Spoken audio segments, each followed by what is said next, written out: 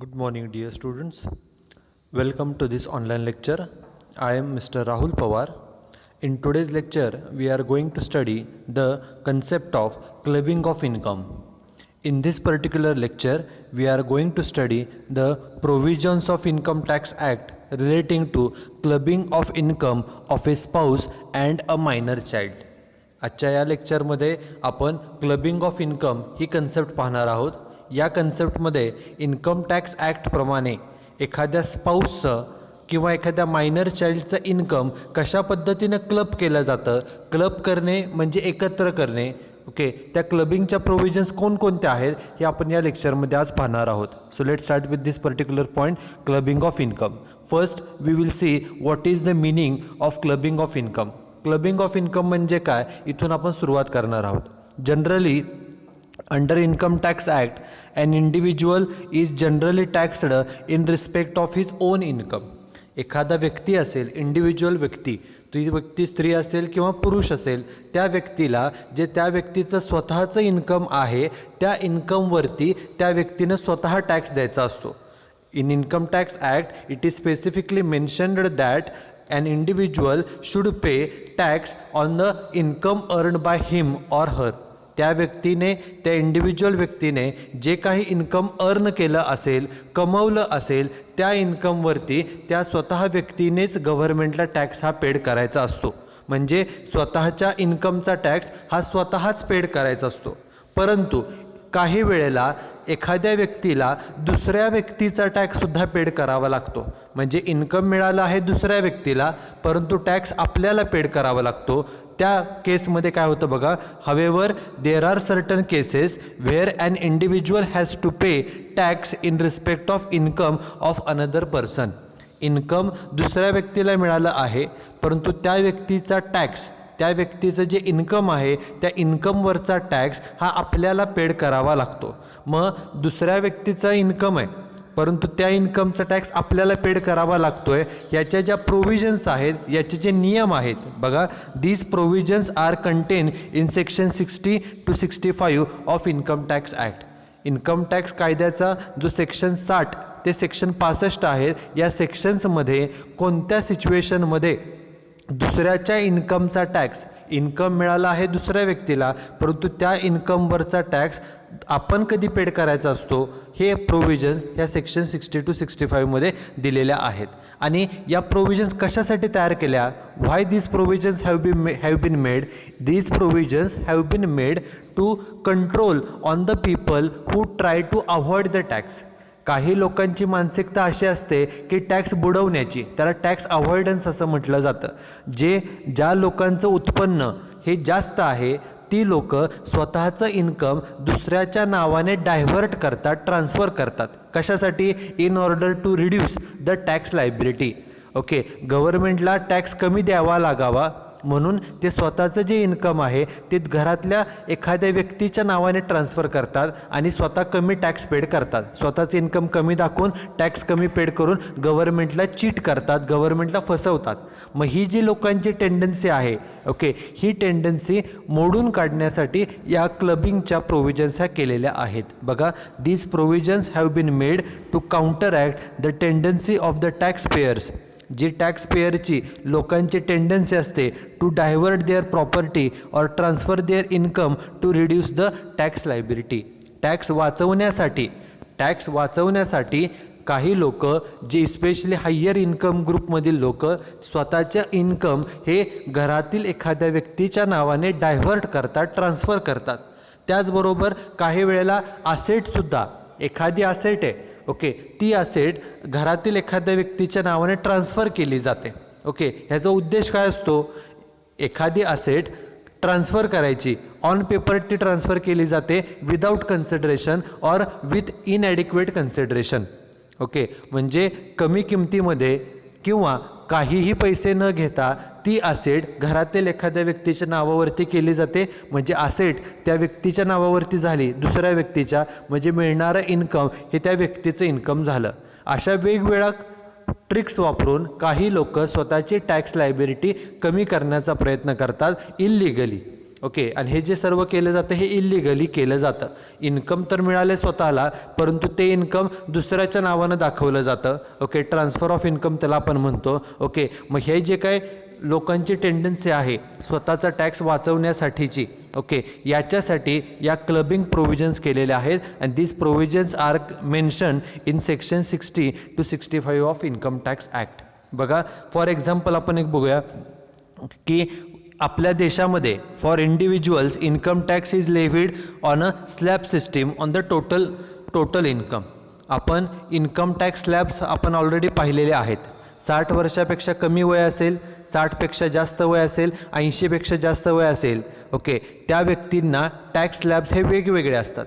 Tax स्लॅब्समध्ये सुद्धा 2.5 लाखापर्यंत tax नील, 2.5 लाखाच्या पुढे 5%, पुन्हा 5 लाखाच्या पुढे 20% वगैरे वगैरे. म्हणजे भारतामध्ये आपल्या देशामध्ये जी काही टॅक्स सिस्टीम आहे, टॅक्स सिस्टीम इज प्रोग्रेसिव्ह म्हणजे काय, that is tax rate increases with increase in income. जेवढा आपले इन्कम वाढेल तेवढा टॅक्स रेटसुद्धा वाढतो. सुरुवातीला टॅक्स रेट 0% असतो, पुन्हा तो 5%, 20%, 30% असा टॅक्स वाढत जातो. जेवढा आपले इन्कम जास्त असेल तेवढा आपला टॅक्स रेट हा जास्त असतो. मग काही जे टॅक्स पेयर्स असतात ज्यांचं इन्कम जास्त आहे ते काय करतात, some tax payers in the higher income group, ज्यांचं इन्कम जास्त आहे, they have a tendency to transfer some of their income to their spouse. ते व्यक्ती काय करतात तर स्वतःचं जे काही इन्कम आहे त्यापैकी काही इन्कम स्वतःच्या स्पाऊस म्हणजे हजबंड किंवा वाईफ. एखादा एक्झाम्पलमध्ये मिस्टर अजय नावाचा व्यक्ती असेल तर अजयसाठी त्याची वाईफ ही स्पाऊस असते. ओके, आणि एक्झाम्पल आपल्याला देताना मिसेस अंजली नावाच्या लेडीजचं दिलं असेल तर तिच्यासाठी तिचे हजबंड हे स्पाऊस असतात. त्यामुळे स्पाऊस म्हणजे एखाद्या मॅरिड जेंट्ससाठी, मॅरिड पुरुषासाठी त्याची वाईफ ही स्पाऊस असते, आणि एखाद्या मॅरिड फिमेलसाठी तिचे हजबंड हे स्पाऊस असतात. काही जण काय करतात, those people who are having higher income they transfer their income, some of their income in the name of spouse, in the name of minor child etcetera. काही लोक स्वतःचे इन्कमपैकी काही इन्कम घरातील मुलाच्या नावानं किंवा वाईफ हजबंडच्या नावाने ते ट्रान्सफर करतात. आणि ह्याचा उद्देश काय, this is done to minimise the tax burden. Income जे मिळाले, उदाहरणार्थ एखाद्या व्यक्तीला 8 लाख रुपये इन्कम मिळालं असेल, 8 लाख म्हणजे इन्कम जास्त आहे, त्यांना जास्त टॅक्स द्यावा लागेल. ते काय करतात, त्या 8 लाखापैकी 1-2 लाख रुपये इन्कम हे घरातल्या कुणाच्या तरी नावाने ट्रान्सफर करतात. ते इन्कम त्यांचं आहे असं दाखवतात आणि स्वतःचे इन्कम कमी दाखवतात, 5 लाख 6 लाखच दाखवतात. इन्कम जेवढं कमी असेल तेवढा टॅक्ससुद्धा वाचतो. त्यामुळं हे जे असेट ट्रान्सफर केल्या जातात किंवा इन्कम ट्रान्सफर केलं जातं घरातील व्यक्तीच्या नावाने, हजबंड, वाईफ किंवा मुलांच्या नावाने जे ट्रान्सफर केलं जातं त्याचा उद्देश हाच असतो की to reduce the tax liability. आणि असे जे काही लोक प्रॅक्टिसेस करतात, ओके, आणि टॅक्स कमी भरतात, गव्हर्नमेंटला टॅक्स कमी देतात, गव्हर्नमेंटला फसवतात, ह्या प्रॅक्टिसेस काढून टाकण्यासाठी, in order to prevent such practices, clubbing provisions have been incorporated in the act. Okay, त्यासाठीच क्लबिंग प्रोव्हिजन केलेल्या आहेत. क्लबिंग प्रोव्हिजन कशासाठी केल्या तर उदाहरणार्थ एखाद्या व्यक्तीनं स्वतःच्या इन्कमपैकी 2 लाखाचं इन्कम वाईफच्या नावाने ट्रान्सफर केलं. ॲक्च्युली ते इन्कम त्याच व्यक्तीचं स्वतःचं आहे, परंतु त्यानं टॅक्स वाचवण्यासाठी 2 लाख रुपये इन्कम हे वाईफच्या नावाने ट्रान्सफर केलं. इन्कम खरं ते त्याचंच आहे, वाईफचं नाही, परंतु त्यांच्या नावाने ट्रान्सफर केलेलं आहे. तर क्लबिंग प्रोव्हिजननुसार ते जे इन्कम ट्रान्सफर केलेलं आहे ते सुद्धा तुमच्याच इन्कममध्ये, ॲक्च्युली ते तुमचंच इन्कम होते, ते तुमच्याच इन्कममध्ये ॲड केलं जातं. त्याला क्लबिंग करणं, एकत्र करणं असं म्हटलं जातं. ओके, आणि हे कशासाठी आहे, clubbing provisions have been made in the act under which income arising to certain persons like spouse म्हणजे husband, wife, minor child has to be included in the income of person who has diverted the income. आत्ताच उदाहरण दिलं की हजबंडने स्वतःच्या 8 लाख इन्कमपैकी 2 lakh income वाईफच्या नावाने ट्रान्सफर केलं असेल, ॲक्च्युली ते इन्कम 2 लाख ते त्याचंच आहे. ओके, मग त्यांना काय केलं, 8 लाखापैकी 2 लाख ट्रान्सफर केले, इन्कम वाईफचं आहे असं दाखवलं आणि स्वतःचं 6 लाखच दाखवलं. परंतु क्लबिंग प्रोव्हिजनप्रमाणे ते 2 लाख जे वाईफच्या नावाने ट्रान्सफर केलेले आहेत ते सुद्धा त्या हजबंडच्याच इन्कममध्ये ॲड करून हजबंडचं स्वतःचे 6 लाख आणि प्लस वाईफच्या नावानं ट्रान्सफर केलेले 2 असे 8 लाख रुपये त्या हजबंडचं इन्कम दाखवलं जातं. आता हे जे इन्कम ट्रान्सफर केलं जातं किंवा असेट ट्रान्सफर केल्या जातात हे कशा प्रकारे केल्या जातात बघा. For example our first point is transfer of income without transfer of asset. Okay, काही लोक असेट ट्रान्सफर करत नाही तर फक्त त्या इन्कम जे आहे असेटचं इन्कम तेवढंच फक्त ट्रान्सफर करतात. And these provisions are given in section 60 of income tax act. आता हे प्रोव्हिजन्स काय सांगतात बघा.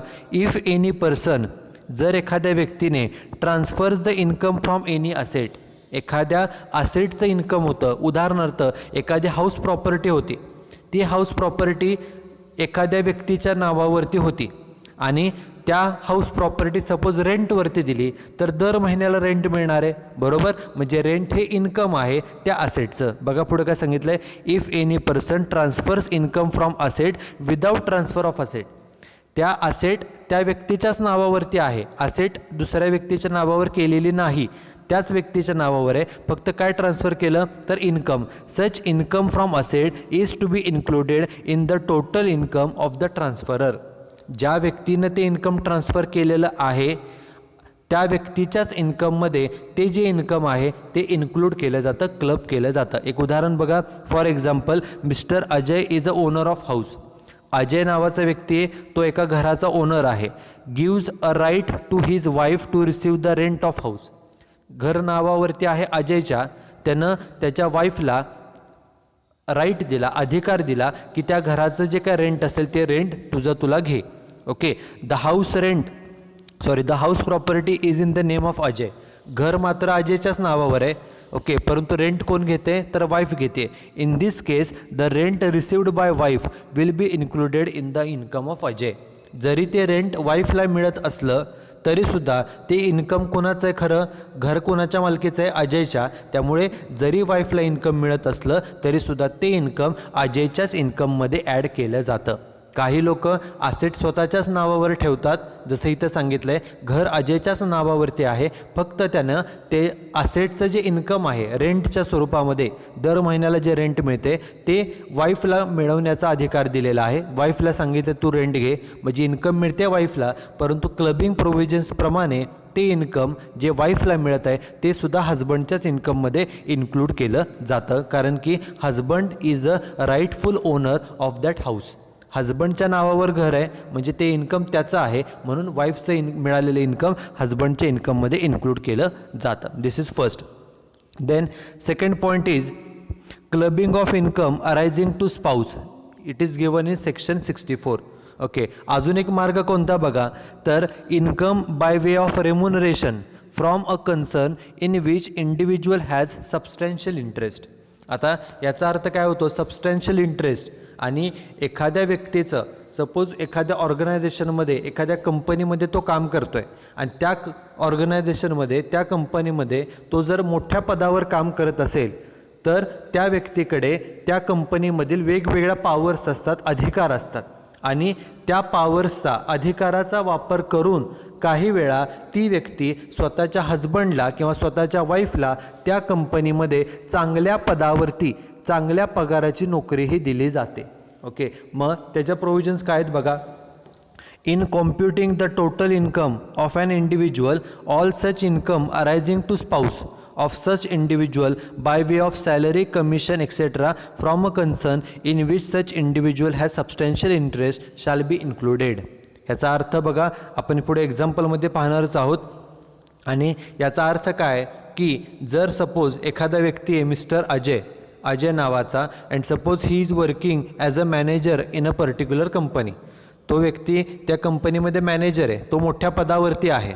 ओके, मोठ्या पदावरती असल्यामुळे त्याच्याकडे काही राईट्स आहेत, अधिकार आहेत, आणि त्या अधिकाराचा वापर करून suppose if he appoints his wife okay on a particular post okay and his wife is not having special qualification for that post. जर त्यानं स्वतःच्या पदाचा वापर करून अधिकाराचा वापर करून स्वतःच्या वाईफला त्या कंपनीमध्ये एका चांगल्या पोस्टवर चांगल्या पगाराची नोकरी जर मिळवून दिली आणि त्या पदासाठी त्याची वाईफ जर क्वालिफाईड नसेल, पात्र नसेल, तर त्यानं असं समजलं जातं की त्या व्यक्तीनं स्वतःच्या पदाचा वापर करून गैरवापर करून त्या वाईफला त्या कंपनीमध्ये नोकरी दिलेली आहे आणि त्यामुळे वाईफला जे मिळणारं इन्कम आहे it is included in the income of the husband. हे वाईस वर्सा पण होऊ शकतं. सपोज एखादी वाईफ आहे, ती कंपनीमध्ये मोठ्या पोस्टवरती मॅनेजर म्हणून काम करते आणि तिनं पदाचा गैरवापर करून तिच्या हजबंडना कंपनीमध्ये चांगली नोकरी मिळवून दिली आणि त्या नोकरीसाठी जर तो हजबंड क्वालिफाईड नसेल, शैक्षणिक पात्रता नसेल, तरी वाईफने पदाचा वापर करून त्या हजबंडला नोकरी मिळवून दिली असेल तर हजबंडला मिळणारं जे इन्कम आहे ते वाईफच्या इन्कममध्ये इन्क्लूड केलं जातं, कारण की जी नोकरी मिळालेली आहे ती वाईफमुळे मिळालेली आहे. त्यामुळे जे हजबंडचं इन्कम आहे ते वाईफच्या इन्कममध्येच इन्क्लूड केलं जातं. परंतु हे कधी जर ती व्यक्ती त्या पदासाठी क्वालिफाईड नसेल तर. परंतु पुढे बघा काय सांगितलं आहे, these provisions does not apply where the spouse of individual possesses technical or professional qualification and income to the spouse is solely attributable to the applicant for his technical and professional knowledge or experience. म्हणजे जर समजा मगाशी आपण जे उदाहरण पाहिलं की wife manager आहे, म्हणजे मोठ्या पदावरती आहे आणि तिने हजबंडला त्या कंपनीमध्ये नोकरी दिली, एका पदावरती अपॉइंट केलं. आणि त्या पदासाठी जर तो व्यक्ती हा क्वालिफाईड असेल, अनुभवी असेल, त्या व्यक्तीकडे ते प्रोफेशनल नॉलेज असेल, स्किल असेल, एक्सपिरियन्स असेल, तर मात्र त्या व्यक्तीला जो मिळणारा पगार आहे तो त्याचाच पगार असतो. अशा केसमध्ये क्लबिंग प्रोव्हिजन्स ह्या फॉलो केल्या जात नाहीत. त्या हजबंडला किंवा वाईफला मिळणारं जे इन्कम आहे ते त्यांच्या स्वतःच्या नॉलेज, एक्सपिरियन्स, स्किलप्रमाणे मिळत आहे, त्यामुळे ते त्यांचं पर्सनल इन्कम मानलं जातं. ते इन्कम क्लब केलं जात नाही. This is second. Now third point is where both husband and wife have substantial interest in a concern. मगाशी पण हा शब्द आलेला सबस्टॅन्शियल इंटरेस्ट. सबस्टॅन्शियल इंटरेस्ट म्हणजे काय ते आपण पुढे पाहणारच आहोत. जर समजा हजबंड आणि वाईफ ह्या दोघांचाही त्या एखाद्या कंपनीमध्ये, ऑर्गनायझेशनमध्ये सबस्टॅन्शियल इंटरेस्ट असेल, म्हणजे दोघंही मोठ्या पदावरती काम करत असतील, and both are in receipt of income by way of salary, आणि दोघांनाही त्या कंपनीकडून, कन्सर्नकडून सॅलरी मिळत असेल, तर अशा केसमध्ये दोघंही एकाच ठिकाणी कामाला आहेत, दोघांचाही कंपनीमध्ये सबस्टॅन्शियल इंटरेस्ट आहे, आणि दोघांनाही त्या कंपनीतून पगार मिळत आहे, तर मग क्लबिंग कसं केलं जातं बघा. Such income will be included in the hands of that spouse whose total income excluding such income is higher. म्हणजेच काय, तर या कंपनीकडून मिळणारं जे इन्कम आहे ते सोडून जे अदर इन्कम आहेत त्या दोघांचेही, त्यापैकी ज्याचं इन्कम जास्त असेल, हजबंडचं किंवा वाईफचं, हे या कंपनीकडून मिळणारं इन्कम सोडून जे इतर इन्कम त्यांचं आहे त्यामध्ये ज्याचं इन्कम जास्त असेल, हजबंडचं इन्कम जास्त असेल तर वाईफचं इन्कम त्यामध्ये ॲड करा. जर असं झालं हजबंडचं इन्कम कमी आणि वाईफचं इन्कम जर जास्त असेल तर ज्याचं इन्कम कमी आहे ते इन्कम ज्याचं इन्कम जास्त आहे त्याच्यामध्ये ॲड केलं जातं. त्यामुळे जर एखाद्या कंपनीमध्ये हजबंड वाईफ दोघंही काम करत असतील, दोघांचाही त्या कंपनीमध्ये सबस्टॅन्शियल इंटरेस्ट असेल, तर अशा केसमध्ये क्लबिंग करताना, इन्कमचं क्लबिंग करताना ज्याचं इन्कम कमी आहे त्याचं इन्कम हे दुसऱ्याच्या इन्कममध्ये क्लब केलं जातं. This is provision number 3. Fourth provision is where any such income is once included in the total income of either spouse, it is continued in the upcoming years. समजा एखाद्या वर्षी हजबंडचं इन्कम जास्त होतं, वाईफचं कमी होतं, मग आपण काय करतो, ज्याचं इन्कम कमी आहे त्याचं इन्कम हे दुसऱ्याच्या इन्कममध्ये ॲड करतो. एकदा का ते क्लबिंग त्या प्रकारे केलं की त्याच प्रकारे पुढच्या कित्येक वर्ष ते क्लबिंग हे केलं जातं. म्हणजे ज्याचं इन्कम आपण अगोदर क्लब केलं दुसऱ्याच्या इन्कममध्ये, त्याच प्रकारे it is continued in the upcoming years also. आता प्रश्न येतो, मगाशी जो आपण शब्द पाहिला की सबस्टॅन्शियल इंटरेस्ट. मगाशी आपण शब्द पाहिला की हजबंड आणि वाईफचा कंपनीमध्ये सबस्टॅन्शियल इंटरेस्ट आहे. सबस्टॅन्शियल इंटरेस्ट कधी मांडला जातो, तर an individual is said to have substantial interest in the concern in the following cases. बघा, सपोज एखादी कंपनी असेल, कंपनी असेल आणि कंपनीमध्ये तो हजबंड किंवा वाईफ किंवा दोघंही नोकरी करत असतील, तर an individual and his relatives, तो जो कोण व्यक्ती आहे त्या व्यक्तीकडे आणि त्यांच्या रिलेटिव्सकडे नातेवाईकांकडे holding equity shares carrying more than 20% of voting powers. जर एखादी कंपनी असेल तर कंपनीच्या बाबतीमध्ये एखादा व्यक्ती आहे, त्या व्यक्तीकडे आणि त्याच्या नातेवाईकांकडे मिळून जर कंपनीमधील 20% जास्त वोटिंग राईट्स असतील, मतदानाचा अधिकार असेल, तर त्या व्यक्तीचा कंपनीमध्ये सबस्टॅन्शियल इंटरेस्ट आहे असं म्हटलं जातं. An individual is said to have substantial interest in the company when he and his relative holds more than 20% of voting powers. 20% मतदानाचा अधिकार त्या व्यक्तीकडे, त्या व्यक्ती आणि त्याच्या रिलेटिव्हकडे. त्यामुळे तो व्यक्ती, त्या व्यक्तीनं त्याच्या रिलेटिव्हला सांगितलं तर त्याप्रमाणे त्यांचं एकत्र मतदान होऊ शकतं. म्हणजे एकाच व्यक्तीकडे त्याच्या अंडर, त्याच्यावरती कंट्रोल आहे, 20% जास्त मतदान जे आहे, मतदानाचा अधिकार जो आहे तो त्याच व्यक्तीकडे, त्याच्या रिलेटिव्सकडे. मग अशा केसमध्ये त्या व्यक्तीचा कंपनीमध्ये सबस्टॅन्शियल इंटरेस्ट आहे असं आपण म्हणू शकतो. कंपनीच्या बाबतीमध्ये 20% जास्त वोटिंग राईट्स असतील एकाच व्यक्तीकडे आणि त्याच्या नातेवाईकांकडे, तर त्या व्यक्तीला सबस्टॅन्शियल इंटरेस्ट आहे असं म्हटलं जातं.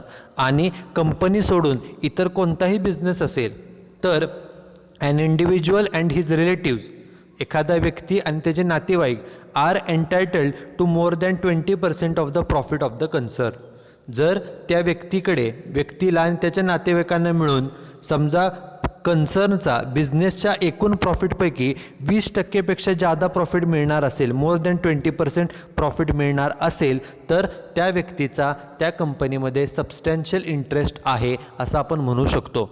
ओके, एखाद्या व्यक्तीला कंपनीमध्ये काम करत असेल आणि त्याच्याकडे 20% त्याच्याकडे आणि त्याच्या नातेवाईकांकडे मिळून 20% जादा मतदानाचा अधिकार असेल, वोटिंग राईट्स असेल, तर त्या व्यक्तीचा कंपनीमध्ये सबस्टॅन्शियल इंटरेस्ट आहे. आणि त्याचबरोबर कंपनी सोडून इतर कोणताही बिझनेस असेल तर त्या व्यक्तीला किंवा त्याच्या नातेवाईकांना मिळून कंपनी जो काही बिझनेसचा प्रॉफिट आहे त्यापैकी 20% जादा प्रॉफिट त्यांना मिळणार असेल, तर त्या व्यक्तीचा त्या बिझनेसमध्ये सबस्टॅन्शियल इंटरेस्ट आहे असं आपण म्हणू शकतो. Okay, this is the meaning of substantial interest. Now take one example of clubbing of income. क्लबिंगचं आपण एक्झाम्पल बघूया. Mrs Poonam is an employee of X limited and she has 25% shares of that company. त्या व्यक्तीकडे किती shares आहेत? 25% shares आहेत. आता 20% जादा शेअर्स असतील, शेअर्सवरतीच वोटिंग राईट्स असतात, बरोबर. आपण आत्ताच पाहिलं की 20% जादा वोटिंग पॉवर्स असतील तर सबस्टॅन्शियल इंटरेस्ट होतो, बरोबर. यांच्याकडे 25% आहेत म्हणजे 20% जास्त, म्हणजे मिस पूनम ज्या आहेत त्यांचा कंपनीमध्ये सबस्टॅन्शियल इंटरेस्ट आहे. हर सॅलरी इज ₹60,000 पर मंथ.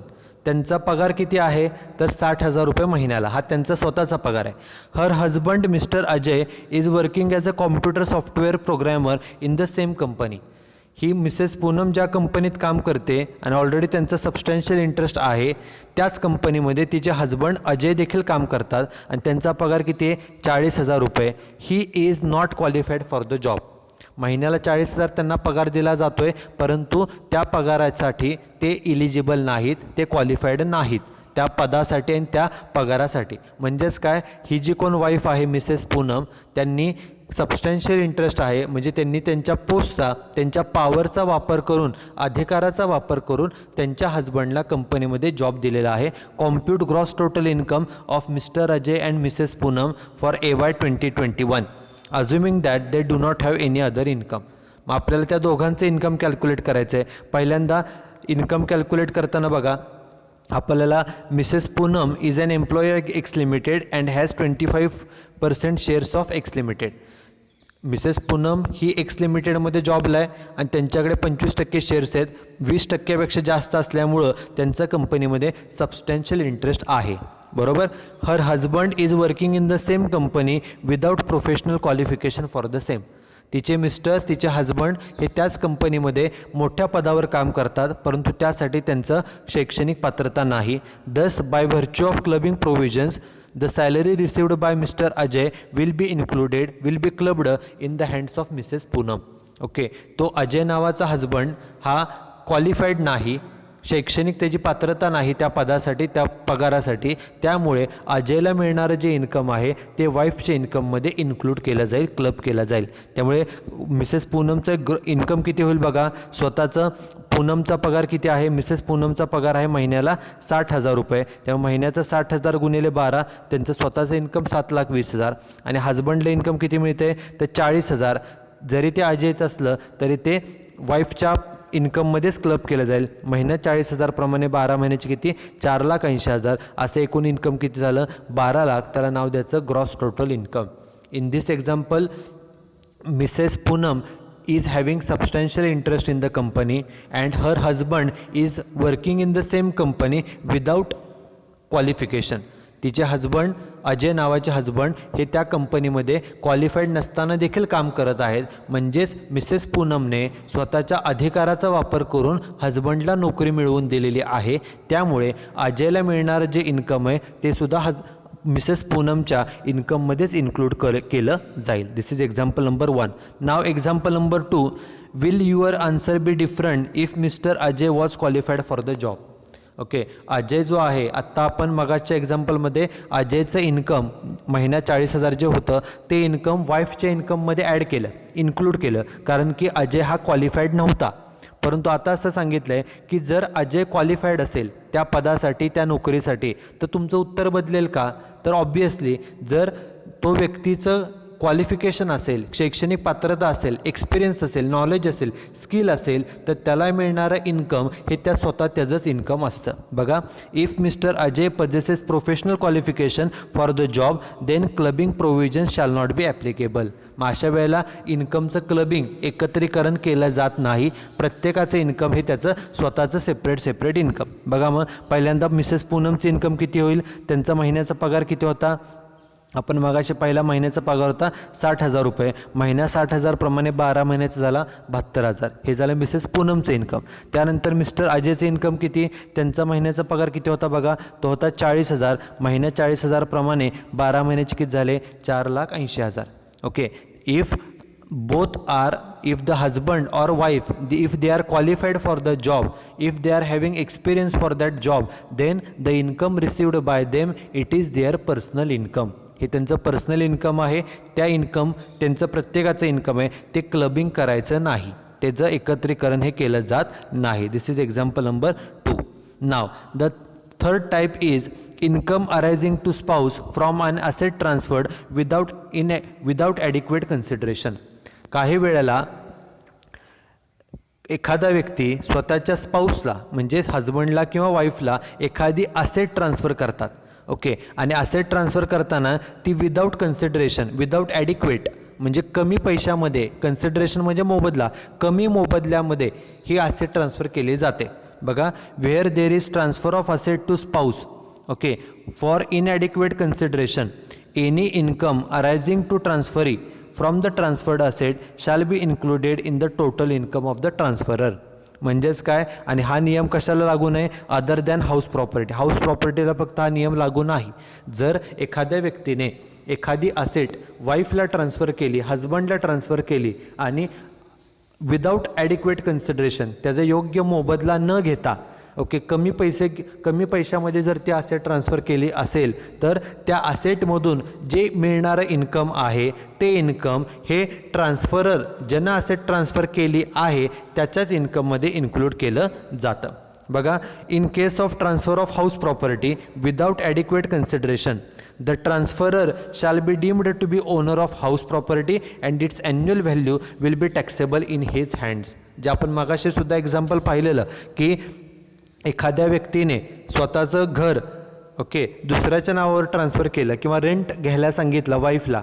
घर आहे अजयच्या नावाने उदाहरणार्थ, आणि अजयनं वाईफला सांगितलं जे घराचं रेंट आहे ते तुला घे.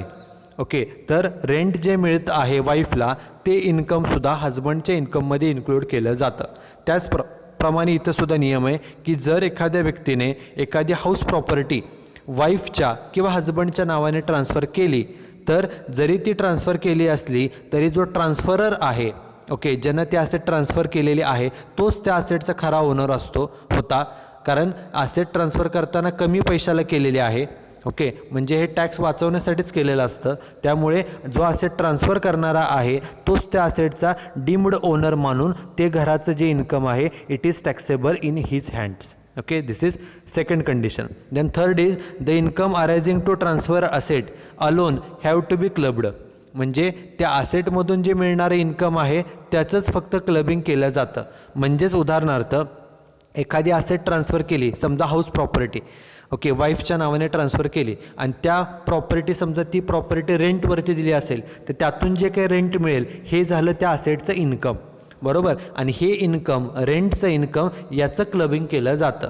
परंतु ते रेंट जे आहे ते जर पुन्हा कुठं इन्व्हेस्ट केलं आणि त्यातून जर काही इन्कम मिळालं तर त्याचं मात्र त्या इंटरेस्टचं, व्याजाचं क्लबिंग केलं जात नाही. However income earned by investing such income arising from transferred asset, okay, जे इन्कम मिळालं होतं रेंटच्या स्वरूपात ते पुन्हा रिइन्व्हेस्ट करून जर अजून काही इन्कम मिळालं तर त्याचं क्लबिंग केलं जात नाही. It cannot be clubbed. आणि काही वेळेला असं लोक म्हणतात की आम्ही कमी पैशाला का असेट विकली, कारण आमचं वाईफवरती, हजबंडवरती प्रेम आहे वगैरे वगैरे, त्या म्हणून आम्ही कमी पैशामध्ये असेट ही ट्रान्सफर केलेली आहे. परंतु इन्कम टॅक्सच्या दृष्टीनं natural love and affection do not considered adequate consideration. Okay, therefore when asset is transferred without adequate consideration, ज्या वेळेला एखादी असेट कमी पैशामध्ये, कमी किमतीला ट्रान्सफर केली जाते त्यावेळेला the income from such asset will be clubbed in the hands of transferor. ज्यानं ती असेट ट्रान्सफर केलेली आहे त्याच्याच इन्कममध्ये ते असेट ट्रान्सफर, त्याच्याच इन्कममध्ये ते इन्कम जे आहे ते इन्क्लूड केलं जातं. आणि बघा, where the asset transferred by individual to his spouse are invested by transferee in the business, proportionate income from such investment should be included in the income of transferor. म्हणजे जे काय असेट ट्रान्सफर केलेली आहे ती asset, okay, कमी किमतीला asset transfer केली, ती असेट जर सपोज बिझनेसमध्ये वापरली तर त्या बिझनेसमधून जे काही इन्कम मिळेल तर त्यापैकी जे प्रोपोर्शनेट असेटचं जेवढं काही किंमत आहे त्याच्या प्रोपोर्शनेट इन्कम हे क्लबिंग केलं जातं in the hands of transferor. Okay, these are the provisions relating to transfer of asset without adequate consideration. Simple यामध्ये फक्त एकच गोष्ट महत्त्वाची आहे की जर हजबंडने किंवा वाईफने एखादी असेट आपल्या हजबंडच्या किंवा वाईफच्या नावावरनं ट्रान्सफर केली, नावावरती केली आणि विदाऊट ॲडिक्वेट कन्सिडरेशन, योग्य मोबदला न घेता कमी पैशामध्ये ती ट्रान्सफर केली असेल तर त्या असेटमधून जे काही मिळणारं इन्कम आहे ते इन्कम हे ट्रान्सफरर म्हणजे ट्रान्सफर करणारा त्याच्याच इन्कममध्ये इन्क्लूड केलं जातं. Okay, now the last part of this lecture is clubbing of minors income. एखादा व्यक्ती मायनर कधी होतो, जर त्या व्यक्तीचं वय 18पेक्षा कमी असेल तर त्याला मायनर म्हटलं जातं. आणि मायनर मुलाला किंवा मुलीला मिळणारं जे इन्कम आहे हे इन्कम त्यांच्या पेरेंट्सच्या इन्कममध्ये ॲड केलं जातं, इन्क्लूड केलं जातं. And these provisions are given in section 64 subsection 1A. काय सांगतात बघा, all incomes of a minors are to be included in the income of his parents. लहान मुलांना ज्यांचं 18पेक्षा वय कमी आहे त्यांचं इन्कम जे असतं ते पेरेंट्सच्या इन्कममध्ये इन्क्लूड केलं जातं. ओके, परंतु सेकंड आहे the income obtained by minor from manual work. म्हणजे जर स्वतः त्या लहान मुलानं इन्कम काय कमवलं स्वतः काम करून, or from any activity involving his skill, talent or specialised knowledge or experience.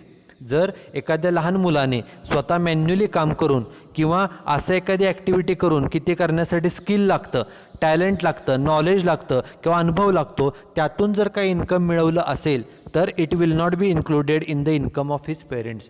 तर त्या व्यक्तीला जे मिळालेलं इन्कम आहे तर त्या लहान मुलाला जे मिळालेलं इन्कम आहे ते त्या स्वतः त्या लहान मुलाचंच इन्कम मानलं जातं, ते पेरेंट्सच्या इन्कममध्ये इन्क्लूड केलं जात नाही.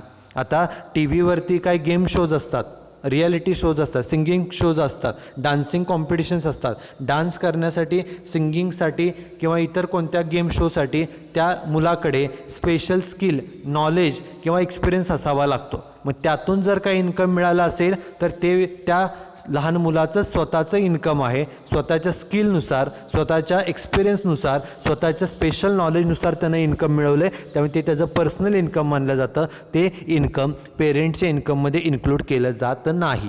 ओके, परंतु जे बाकीचे इन्कम्स आहेत, ओके, ते इन्कम कशा पद्धतीने इन्क्लूड केले जातात बघा. The income of minor will be included in the income of that parents whose total income is greater. म्हणजे लहान मुलाचे इन्कम आई किंवा वडील कोणाच्या इन्कममध्ये इन्क्लूड करायचं, तर आई किंवा वडील, mother or father whose income is greater. दोघांपैकी आई वडिलांपैकी ज्यांचं इन्कम जास्त असेल त्यांच्या इन्कममध्ये हे लहान मुलाचं इन्कम हे इन्क्लूड केलं जातं. आणि एकदा का ते आपण क्लबिंग केलं, once clubbing of minor income is done with any of parent it will be continued in the subsequent years also. एकदा आपण सपोज वडिलांच्या इन्कममध्ये लहान मुलाचं इन्कम ॲड केलं, किंवा असं असू शकेल की आईचं इन्कम जास्त होतं त्यामुळे आईच्या इन्कममध्ये हे लहान मुलाचं इन्कम ॲड केलं की त्याचप्रमाणे ते पुढचे कित्येक वर्ष त्याचप्रमाणे त्यांच्याच इन्कममध्ये आई किंवा वडील ओके त्यांच्याच इन्कममध्ये ते क्लबिंग हे केलं जातं. ओके, आणि जर समजा जर पालकांचा डिवोर्स झाला असेल, where the marriage of parents does not subsist, जर आई वडिलांचा डिवोर्स झाला असेल तर the income of minor will be included in the income of that parent who maintains the child in the current previous year. Previous इयरमध्ये जो व्यक्ती म्हणजे जे पेरेंट्स आई किंवा वडील जे मुलाला सांभाळत असतील त्यांच्या इन्कममध्ये लहान मुलाचं इन्कम हे इन्क्लूड केलं जातं. म्हणजे एखाद्या वर्षी समजा वडील सांभाळत असतील तर त्या वर्षाचं लहान मुलाचं जे इन्कम आहे ते वडिलांच्या इन्कममध्ये ॲड होईल. समजा 1-2 वर्षांनी त्या लहान मुलाला समजा आई सांभाळत असेल तर लहान मुलाचं जे इन्कम आहे ते आईच्या इन्कममध्ये मदर्स इन्कममध्ये इन्क्लूड केलं जातं. ओके, पुढं काय सांगितलं बघा. Section 10 subsection 32 provides that where the income of individual includes income of minor child. Okay, समजा वडिलांच्या इन्कममध्ये लहान मुलाचं इन्कम ॲड झालं असेल, क्लब केलं असेल, तर the individual shall be entitled to exemption of such income subject to maximum of ₹1500 per child. Okay, ज्या वेळेला ज्या व्यक्तीच्या मग ते आई असेल किंवा वडील असतील त्यांच्या इन्कममध्ये जर लहान मुलाचं इन्कम इन्क्लूड केलं असेल, क्लब केलं असेल तर त्यांना 1500 पर्यंत एक्झम्पशन मिळू शकतं. म्हणजे 1500 पर्यंतचं इन्कम मायनर चाइल्डचं इन्कम हे एक्झम्प्ट आहे. याचा अर्थ काय, सपोज एखाद्याला 2000 इन्कम मिळालं लहान मुलाला वर्षभरामध्ये, तर त्या 2000पैकी ₹1500 हे एक्झम्प्ट होतात. 1500 पर्यंत इन्कम हे एक्झम्प्ट आहे आणि ₹1500 पर चाइल्ड. ते एक्झाम्पल आपण पुढे बघणारच आहोत. बा काय, the income of a minor child suffering from any severe disability. जर एखादा लहान मुलगा आहे त्याला जर तो डिसेबल्ड असेल, अपंग असेल, तर त्याचं जे इन्कम आहे it shall not B included in the hands of his parent. तर त्याचं इन्कम पालकांच्या इन्कममध्ये इन्क्लूड केलं जात नाही, but shall be assessed in his on hands. ते इन्कम त्याचं स्वतःच्याच नावानं टॅक्सेबल मानलं जातं. आणि पुढे काय सांगितले, the clubbing provisions are also applicable in respect of income of minor married daughters. Okay, एखादी 18पेक्षा कमी वय असणारी मुलगी आहे, ती मॅरिड आहे, मायनर आहे, मॅरिड जरी असली मुलगी तरीसुद्धा तिचं इन्कम हे तिच्या पेरेंट्सच्या इन्कममध्येच इन्क्लूड केलं जातं. आता एक्झाम्पल बघा. For example, Mr Akshay has 2 children, 1 daughter and 1 son. Mr Akshay नावाचा व्यक्ती आहे, त्यांना 2 मुलं आहेत, एक मुलगा आणि एक मुलगी. Income of daughter is ₹2500 per annum. मुलीचं इन्कम आहे वर्षाचं 2500 and that of son is ₹1800 per annum. मुलाचं इन्कम आहे ₹1800. Compute the income in respect of minor children to be included in the hands of Mr Akshay. दोघांच्या इन्कमपैकी किती income Akshay is a father of 2 childs. मग ह्या 2 मुलांचं किती रुपये इन्कम अक्षयच्या इन्कममध्ये इन्क्लूड केलं पाहिजे बघा. तर taxable income of minor childs in the hands of Mr Akshay. Mr Akshay is a father आणि त्यांना किती मुलं आहेत, 2, एक डॉटर आणि एक सन. ओके, त्यात त्यांचं इन्कम किती आहे, मगाशी आपण पाहिलं डॉटरचं इन्कम आहे 2500 आणि मुलाचं आहे 1800. मुलीचं 2500 आणि मुलाचं किती 1800, हे त्यांचं आहे ॲक्च्युअल इन्कम. आता त्यामधून एक्झम्पशन किती मिळेल, मगाशी जे आपण सांगितलं की मुलाचं जे इन्कम असतं त्यातून एक्झम्पशन किती मिळतं, 1500 पर चाइल्ड. ₹1,500 पर चाइल्ड एवढं एक्झम्पशन मिळतं. म्हणून एक्झम्पशन अंडर सेक्शन 10 सबसेक्शन 32 1500. म्हणजे मुलीचं इन्कम 2500 होतं, त्यापैकी ₹1,500 एक्झम्प्ट माफ म्हणजे टॅक्सेबल राहिले किती 1000. तसंच मुलाचं इन्कम 1800 होतं, त्यापैकी 1500 रुपये हे एक्झम्प्ट होतात, माफ होतात. 1800तून 1500 गेले की शिल्लक किती राहिले? 300 रुपये. 300 रुपये फक्त टॅक्सेबल. त्यामुळे मुलीचे 1000 आणि मुलाचे 300 असे दोन्ही मिळून किती? 1300 रुपये हे टॅक्सेबल होणार आहेत. आणि ते 1300 रुपये हे वडिलांच्या म्हणजेच मिस्टर अक्षयच्या इन्कममध्ये इन्क्लूड केले जातील, क्लब केले जातील. So total income included or to be clubbed in the hands of Mr Akshay is equal to 1300. एखादा लहान मुलगा आहे, लहान मुलगा 18 वर्षापेक्षा कमी आहे, त्यांना जे इन्कम मिळतं लहान मुलाचं त्या इन्कमपैकी 1,500 रुपये 1500 पर चाइल्ड एवढी रक्कम एक्झम्प्ट आहे. आणि जर काही शिल्लक रक्कम राहिली तर ती टॅक्सेबल आहे. आणि ती टॅक्सेबल जे इन्कम असेल ते पेरेंट्सच्या म्हणजे आई किंवा वडील यांच्या इन्कममध्ये इन्क्लूड केलं जातं. Okay, so this is the concept of clubbing of income of spouse and minor child. Okay, so that's it with today's lecture. Thank you very much.